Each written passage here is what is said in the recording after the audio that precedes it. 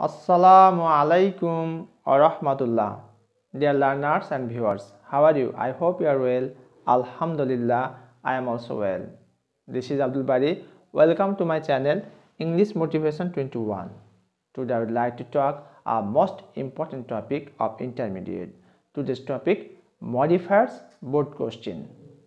I want to clarify two board questions today. Board question Dhaka Board 2016 and Rajshahi Board 2016.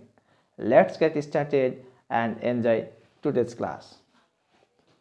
আজকে আমরা modifiers এই বিষয়ের উপরে practice session চালিয়ে যাব। আমরা ঢাকা বোর্ড 2016 এবং রাজশাহী বোর্ড 2016 এই দুটি বোর্ড কোশ্চেনের বিস্তারিত ব্যাখ্যা এবং বিশ্লেষণ আজকের এই ক্লাসে থাকছে। আর এটি কোশ্চেন নাম্বার 9, মার্কস থাকবে 0.5 × 10 = 5, দ্যাট মিনস আমার 10টি গ্যাপ থাকবে এবং each of the gaps contains only 0.5 marks and total marks 5. You have to write only answer. তোমাকে শুধু পরীক্ষার খাতায় নাম্বার দিয়ে শুধু উত্তরটুকু লিখতে হবে, নাথিং মোর। আর এটি শর্ট সিলেবাস, তোমরা যারা 2022 সালের পরীক্ষার্থী তাদের জন্য কিন্তু কোশ্চেন নাম্বার এটা 6 হবে, কোশ্চেন নাম্বার 9 হবে না।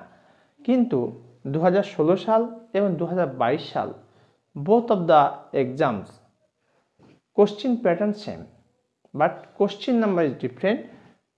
Question number 9 2016 but in 2022 question number 6. তো চলো আমরা এটার বিস্তারিত ব্যাখ্যা দেখি। তার আগে একটা উদাহরণ দেখে নিই, কত সহজ, কত অনায়াসে আমরা এটা রপ্ত করতে পারি। রবীন্দ্রনাথ ঠাকুর was a dash pre-modify the noun poet of Bengali literature. Rabindranath Thakur ছিলেন বাংলা সাহিত্যের একজন কি ধরনের কবি? এখানে বলা হয়েছে প্রি মডিফাই দি নাউন। যখন ব্র্যাকেটে থাকবে প্রি মডিফাই দি নাউন তখন আমাকে একটি মাত্র পার্টস অফ স্পিচের কথা চিন্তা করতে হবে, দ্যাট ইজ অ্যাডজেক্টিভ। অ্যাডজেক্টিভের বাইরে কখনোই নাউনকে মডিফাই করতে পারে না। তাহলে এখানে একটা উপযুক্ত অ্যাডজেক্টিভ বসালেই বাক্যটি কারেক্ট হয়ে যায়। তাহলে কি হতে পারে বন্ধুরা, বলো তো আমাকে একটু। ওকে, রবীন্দ্রনাথ ঠাকুর ওয়াজ এ ফেমাস দিতে পারো, আমরা এখানে কি লিখতে পারি? ফেমাস। অথবা লিখতে পারি গ্রেট, অথবা লিখতে পারি রিনাউন্ড। দ্যাট মিনস এখানে আমরা ফেমাস দিলেও বাক্যটি কারেক্ট হয়, গ্রেট দিলেও কারেক্ট হয়, রিনাউন্ড দিলেও কারেক্ট হয়। তাহলে আমাকে জানতে হবে যে ব্র্যাকেটে যে ইনস্ট্রাকশনটি দেওয়া আছে সেই ইনস্ট্রাকশনটা আমাকে সঠিকভাবে রপ্ত করতে হবে, বাস তবেই খুব অনায়াসে আমরা রপ্ত করতে পারবো। চলো আমরা দেরি না করে ঢাকা বোর্ড 2016 এবং রাজশাহী বোর্ড 2016 এর বিস্তারিত তথ্য এবং উপাত্ত আমরা দেখে নিই।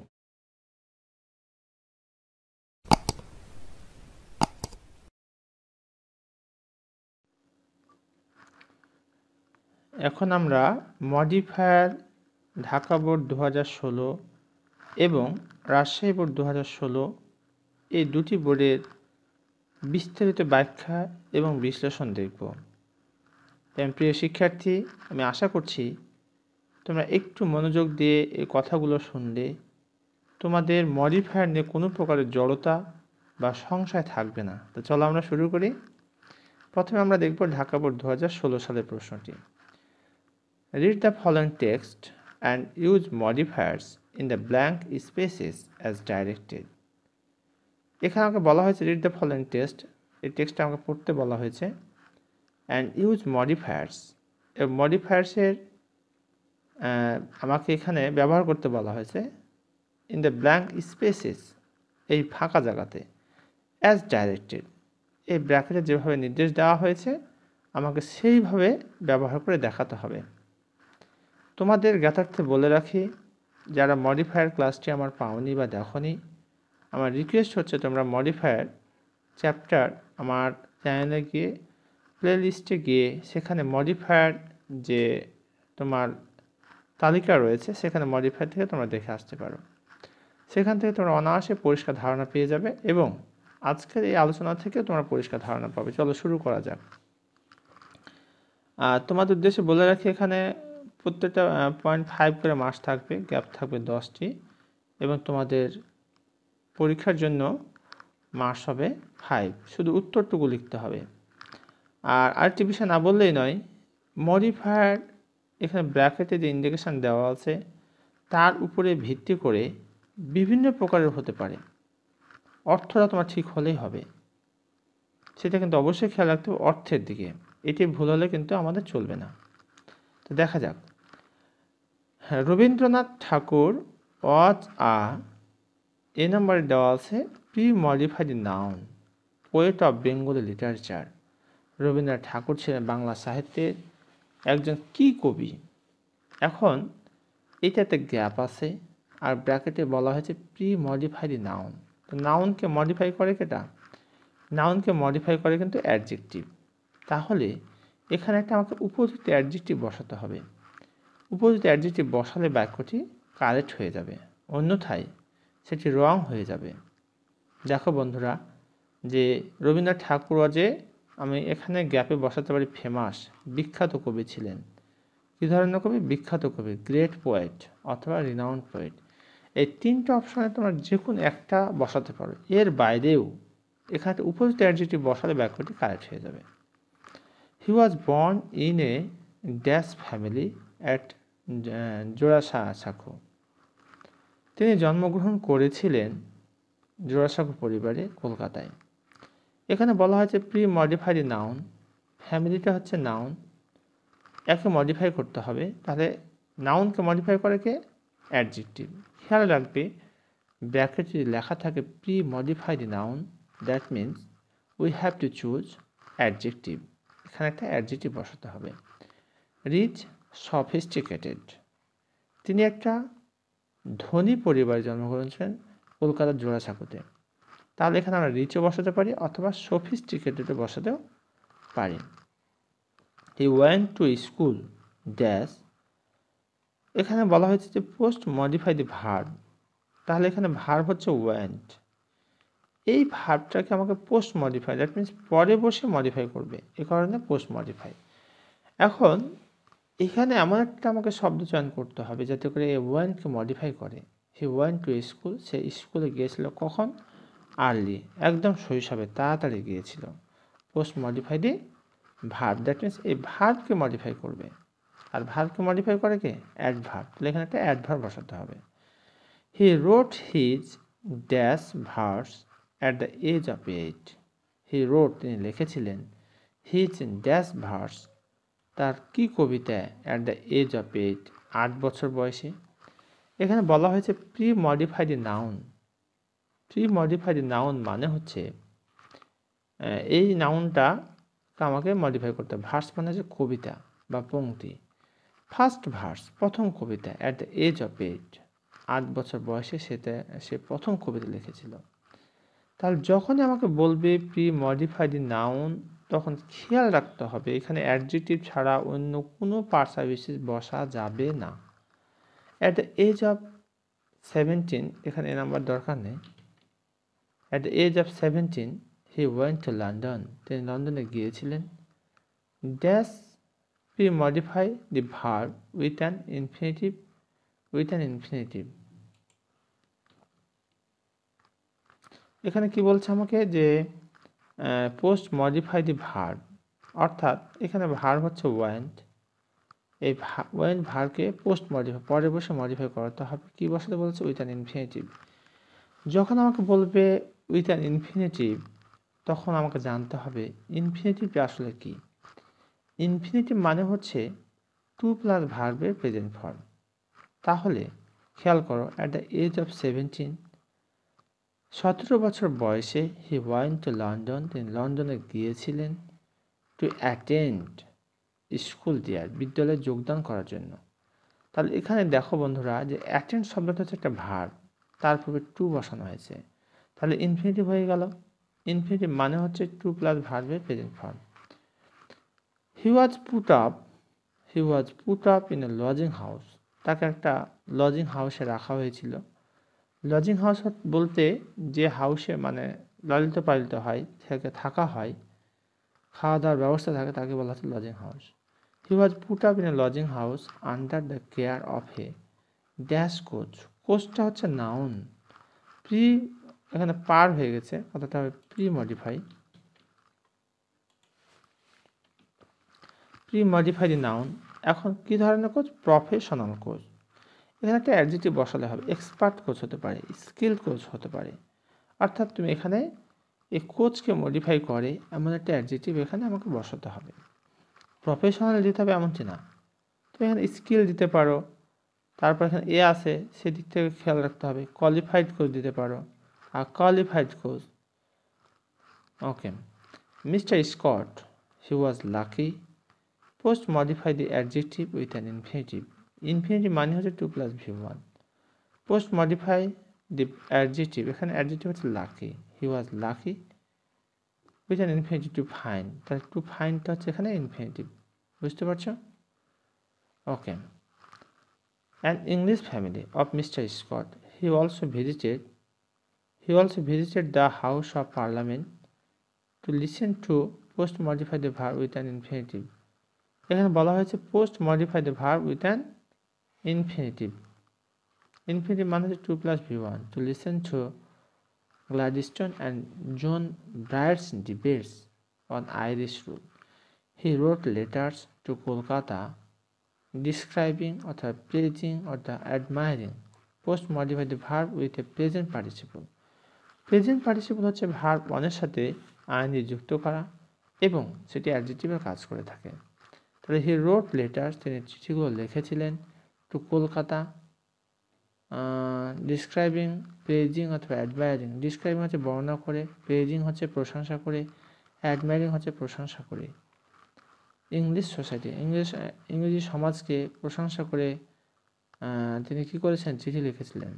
অ্যাট দিস, এই সময়ে, হিজ ফ্যামিলি থট, তার পরিবার চিন্তা করলো, দ্যাট দে মাইট লুজ দেয়ার সান, তারা তাদের পুত্রকে হারিয়ে ফেলবে। ফর এভার, চিরকালের জন্য, অথবা শোন, শীঘ্রই। পোস্ট মডিফাই দি ভার্ব, তো ভার্বকে কে মডিফাই করে? অ্যাডজেক্টিভ। তাহলে এখানে আমরা ফর এভার অথবা শোন বসাতে পারি। So he was called back to Kolkata. So he was called back to Kolkata, তাকে কলকাতায় ফিরে আনার চেষ্টা করা। সো হি ওয়াজ কল্ড, তাকে ডাকা হয়েছিল, ব্যাক টু কলকাতা, কলকাতায় ফিরিয়ে ডাকা হয়েছিল। এবার আমরা রাজশাহী বোর্ড 2016 সালের প্রশ্নটি দেখব। Read the following text and use modifiers in the blank spaces as directed. 0.5 × 10 = 5। এখানে 10টি গ্যাপ থাকবে, 5 মার্কস থাকবে টোটাল। শুধু উত্তরটুকু লিখতে হবে। It was a hot dash day. এখানে দেখো বন্ধুরা কি বলছে, use a noun adjective to premodify the noun. আমরা জানি নাউনকে মডিফাই করে অ্যাডজেক্টিভ, তাহলে এখানে আমাকে একটা অ্যাডজেক্টিভ পছন্দ করতে হবে। এখন এখানে কমান্ড দিয়েছে use a noun adjective. That mean দুটি নাউন যদি পাশাপাশি বসে তাহলে প্রথম নাউনটিকে বলা হয় নাউন অ্যাডজেক্টিভ। যেমন স্কুল একটা শব্দ, মাস্টার একটা শব্দ, দুটোই কিন্তু নাউন। স্কুল মাস্টার, তাহলে স্কুল এবং মাস্টার দুটো নাউন পাশাপাশি বসার কারণে স্কুল শব্দটি হচ্ছে নাউন অ্যাডজেক্টিভ। দ্যাট মিনস দুটি নাউন যখন পাশাপাশি বসবে তখন প্রথম নাউনটিকে আমরা বলবো নাউন অ্যাডজেক্টিভ। তাহলে এখানে বলছে যে it was a hot dash day, use a noun adjective. Hot summer, summer হচ্ছে গ্রীষ্মকালকে সামার বলা হয়। এটা হচ্ছে হট সামার ডে, তাহলে সামারটার নাউন, ডেটাও নাউন। কিন্তু এই দুটি নাউন পাশাপাশি বসার কারণে প্রথম নাউনটাকে আমরা বলছি নাউন অ্যাডজেক্টিভ, আর সেটা আমাকে ব্যবহার করতে বলা হয়েছে। A dash crow flew all over the fields looking for water. পানি খোঁজার জন্য কাক কী করলো? এক জায়গায় তাদের দৌড়েই বেড়ালো। প্রি-মডিফাই দি নাউন, নাউনকে মডিফাই করে অ্যাডজেক্টিভ। তে থার্স্টি ক্রো, একটা পিপাসার্ত কাক, ফ্লিউ, ফ্লো থেকে flew, first form, all over the fields looking for water, পানির জন্য সারাটা মাঠ খুঁজে বেড়ালো। ফর আ লং টাইম, দীর্ঘ সময়, she could not find any water, সে কোনো পানি খুঁজে পেল না। She felt dash, use an intensifier to premodify the adjective. Intensifier হচ্ছে তীব্র করা। তোমার শরীর ব্যথা করছে, কেউ আর একটা পিটুনি দিল, এতে তোমার কী হলো? ব্যথার সাথে আরও ব্যথা হয়ে গেল। তো এখানে ইন্টেন্সিফায়ার শব্দটা হচ্ছে যে তীব্রকারী। এখানে এমন একটা শব্দ ব্যবহার করতে হবে যাতে করে মাত্রাটা অ্যাডজেক্টিভ আরও বেড়ে যায়। তা দেখো সি ফেল্ট উইক, সে দুর্বল অনুভব করলো। অলমোস্ট গিভিং আপ হোপ, আশা ত্যাগ করে সে হতাশ হয়ে পড়লো। তাহলে সি ফেল্ট ভেরি, যখন ইন্টেন্সিফায়ার থাকবে তখন আমাদেরকে খেয়াল করতে হবে সেখানে ভেরি অথবা হাইলি অথবা এক্সট্রিমলি অথবা গ্রেটলি এই জাতীয় শব্দগুলোই মূলত হয়ে থাকে। তবে ইন্টারমিডিয়েট ভাই বোনদের জন্য আমার পরামর্শ হচ্ছে ইন্টেন্সিফায়ার থাকলে মূলত তোমরা ভেরিটাকে বেশি ফোকাস করবে। Okay, she flew straight down অথবা কুইকলি অথবা there post modify the verb to see if there was any water inside. Yes, she could see some water inside the jug, সে জাগের ভিতরে কিছু পানি দেখতে পেল। দ্য ক্রো ট্রাইড, চেষ্টা করলো। Use an infinitive phrase. আচ্ছা, ইনফিনিটিভ মানে হচ্ছে টু প্লাস ভার্বের প্রেজেন্ট ফর্মকে বলা হয় ইনফিনিটিভ, আর ইনফিনিটিভ ফ্রেজ হচ্ছে to plus verb one plus extension. তাহলে দেখো, to put its head into the jug, to put its head into the jug, অথবা টু ড্রিঙ্ক ওয়াটার। টু ড্রিঙ্কটা হচ্ছে ইনফিনিটিভ, আর ওয়াটার যখন লেগেছে তখন ইনফিনিটিভ ফ্রেজ হয়ে গেছে। আমরা যে কোনো একটি বসাবো আর কি, আর শুধু উত্তর লিখবো পরীক্ষার খাতায়। Sadly she found that the neck of the jug was too narrow, খুব সরু। জগের যেখানে পানি আছে তো জগের মুখটা হচ্ছে খুবই সরু। Then she tried to push the jug down for the water to flow out. Then she tried, তারপর সে চেষ্টা করলো টু পুশ দ্য জাগ, জাগটা ধাক্কা দেওয়ার জন্য, ডাউন নিচের দিকে, ফর দ্য ওয়াটার পানির জন্য, টু ফ্লো আউট যাতে করে পানিটা উপরে আসে। But she found that use a demonstrative to premodify noun. যখন ডেমনস্ট্রেটিভের কথাটি বলবে তখন প্রিয় শিক্ষার্থী ভাই বোন তোমাদের খেয়াল রাখতে হবে চারটি শব্দের কথা, দিস, দ্যাট অথবা দিস, দোজ। কাছের ক্ষেত্রে আমরা লিখতে পারি দিস অথবা দিস, আর দূরের ক্ষেত্রে লিখতে পারি দ্যাট অথবা দোজ। সিঙ্গুলারের ক্ষেত্রে হচ্ছে দিস, প্লুরালের ক্ষেত্রে হচ্ছে দোজ। সিঙ্গুলার ক্ষেত্রে হচ্ছে দ্যাট, আর প্লুরাল ক্ষেত্রে হচ্ছে দোজ বা হ্যাঁ দিস। ওকে, দ্য ক্রো, এটাকে ক্যাপিটাল করতে হবে। The crow thought for a while, use a phrase to post modify the verb what to do. The crow thought, ভাবলো, ফর আ হোয়াইল, কিছু সময়ের জন্য। হোয়াট টু ডু, কী করতে হবে কিছু সময়ের জন্য ভাবলো। হোয়াইল থিঙ্কিং অথবা looking, use a participle to pre modify the verb. She saw some pebbles nearby, she then suddenly. দেখো, প্রি মডিফাইড ভার্ব, তাহলে এখানে ভার্ব হচ্ছে she saw some pebbles nearby, এখানে শটা হচ্ছে verb. She saw some pebbles, সে কিছু নুড়ি পাথর দেখলো নিকটে। সি দেন অথবা সাডেনলি প্রি মডিফাইড ভার্ব, ভার্বকে মডিফাই করতে হবে শখে। হ্যাড এ গুড আইডিয়া, একটা ভালো ধারণা আসলো। দেন অথবা সাডেনলি যে কোনো একটা ব্যবহার করতে পারি। She started picking up the pebbles, সে নুড়ি পাথর কুড়াতে শুরু করলো অন বাই ওয়ান, একটা পর একটা। Dropping each into the jug, আর একটা করে করে সে জাগের ভিতরে দিতে লাগলো। As more and more pebbles fill the jug, অধিকাংশই যখন নুড়ি পাথর কী করলো, জাগটাকে ভর্তি করে ফেললো। The water level kept rising, পানির স্তরটা আস্তে আস্তে উপর দিয়ে উঠে গেল। শুন, এটা হাই না, পর্যাপ্ত তোমার উঁচু হয়ে গেল। Most modified adjective for the crow, the drink. The crow quenched its thirst and flew away. প্রিয় শিক্ষার্থী বন্ধুরা, এতক্ষণ পর্যন্ত আমি তোমাদের দুটি বোর্ডের বিষয় নিয়ে কথা বলেছি। একটি হচ্ছে তোমার রাজশাহী বোর্ড 2016, অপরদিকে ঢাকা বোর্ড 2016 সালের প্রশ্ন নিয়ে কথা বললাম। তোমাদের ক্লাসটি কেমন লাগলো তা কমেন্ট করে আমাকে ঝটপট জানিয়ে দাও। আর তোমাদের প্রতি আমার বিনীত রিকোয়েস্ট, ক্লাসটি ভালো লাগলে তোমরা লাইক, কমেন্ট, শেয়ার করে অন্যদেরকে উদ্বুদ্ধ করো দেখার জন্য, যাতে করে অন্য ভাই বোনেরাও দেখতে পারে। আর যারা এখন আমার চ্যানেলটি সাবস্ক্রাইব করেনি, please subscribe my channel and press the bell icon button, যাতে করে পরবর্তী ভিডিও তোমরা সহজেই পেয়ে যাও। এতক্ষণ পর্যন্ত আমার সাথে থাকার জন্য তোমাদের অসংখ্য ধন্যবাদ। আশা করছি পরবর্তী ক্লাসে আমার সাথেই থাকবে। এনারা সুস্থ থাকো, ভালো থাকো। এখানে শেষ করছি। আসসালামু আলাইকুম ওয়া রাহমাতুল্লাহ।